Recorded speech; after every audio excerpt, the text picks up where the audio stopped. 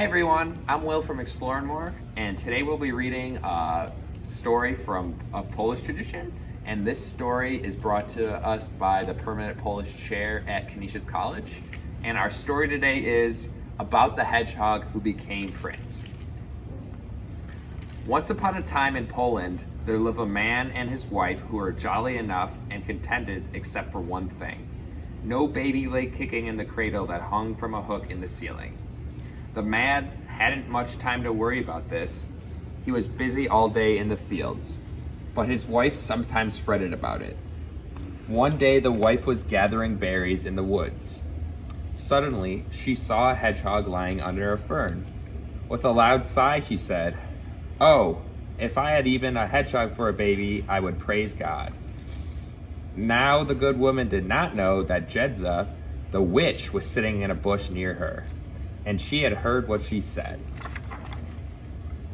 Soon after this, the woman had her wish. A baby was born, but instead of having blue eyes, downy hair, and hands and feet like a human, this one was covered all over with sharp, prickly quills. In short, it was neither more or less than a baby hedgehog. "Well, I'm blessed," said the woman. "Who would have thought that my words would have come true like this? I said, even if I had a hedgehog for a baby, I would praise God. And here it is." "Well, it's better than nothing," replied her husband. "Let us be thankful for what has come to us." The man and his wife took good care of the little hedgehog and became fond of it. It never grew very much, and it never talked. Always it sat in the cradle. Then one day, when the woman was busy washing and felt tired, it spoke and said, "Mother, I'll take father's dinner to him today." And from that day, everyone was surprised to see the hedgehog carrying its father's dinner to him. A few years later, it said, "Mother, I'll take the pigs to feed in the wood." And for the next 6 years, this was its work. As it watched the pigs, it sat under a mushroom, and never was a single pig missing. One day, the king came riding through the wood. He had lost his way. He hunted and hunted for the path, but could not find it. "What is your majesty looking for?" asked the hedgehog.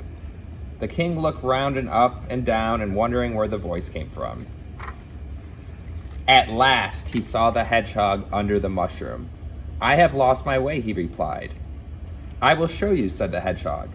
"But first you must promise to give me one of your daughters in marriage." "By all means," said the king with a polite smile. He thought to himself as he said it, "It will do no harm to make this promise. Nothing will come of it." "Your majesty's word is not enough," said the hedgehog. "You must write it down and give me your handkerchief as a pledge." The king was not pleased at this. He did not want a hedgehog for a son-in-law. But then he did not want to spend the night in the cold forest and be eaten by wolves, so he obliged to write it down. He gave the paper and the handkerchief to the hedgehog, who guided him out of the wood. He rode back to his palace, and the hedgehog took the pigs home. A few years later, the hedgehog said, "Father, please have a saddle made for the cock. I must ride out to the world." A saddle was made for the cock, and the hedgehog got on its back. "Where are you going?" asked Mother. "Don't ask me that, Mother," replied the hedgehog, and he set off to ride into the world. Over the valley and mountain, over the meadow and hill, the hedgehog rode on the cock's back until he came to the palace of the king. "What do you want?" asked the guardman at the gate.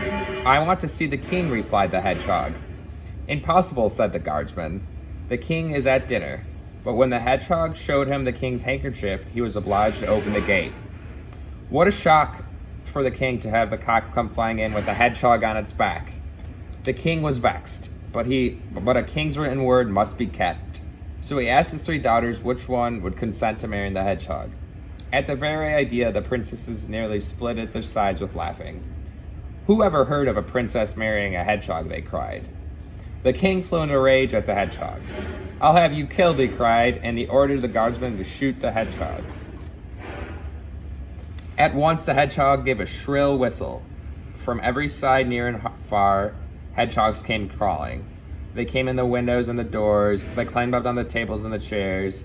And as each one crawled in, it stuck its quills to the people near it. Now, of course, these were not hedgehogs at all, but good fairies.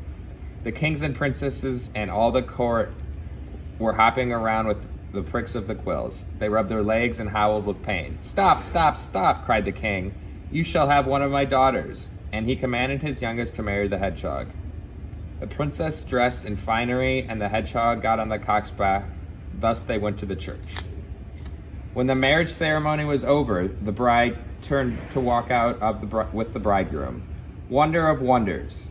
Instead of the hedgehog, there stood a handsome young man who made a low bow to the bride and offers his arm in a princely manner.